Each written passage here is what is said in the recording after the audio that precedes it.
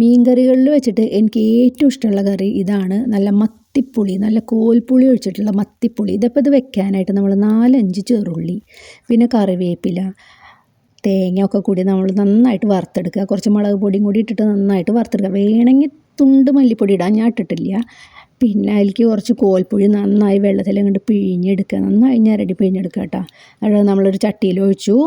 അതിന് ശേഷം അതിലേക്ക് മഞ്ഞൾപ്പൊടി, 2 മുളക് കീറിയിടുക, പിന്നെ കറിവേപ്പില, ഇതൊക്കെ ഇട്ടിട്ട് നമ്മൾ തിളപ്പിക്കാൻ വെച്ചു.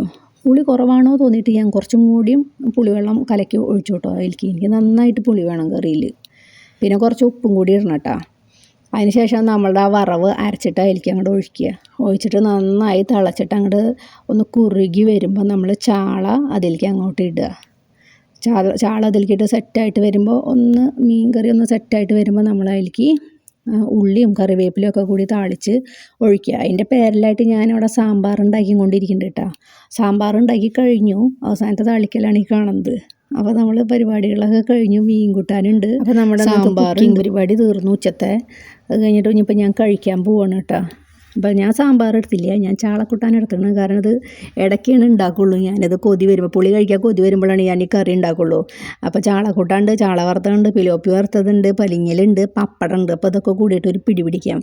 അപ്പോൾ ഇത്രയൊക്കെ ഉള്ളൂ കേട്ടോ വീഡിയോ. പുളി അങ്ങോട്ട് വായിൽ ചെന്നപ്പോൾ ഉണ്ടല്ലോ എന്താ ടേസ്റ്റ്. അപ്പോൾ ശരി, ടാറ്റ, ബൈ ബൈ.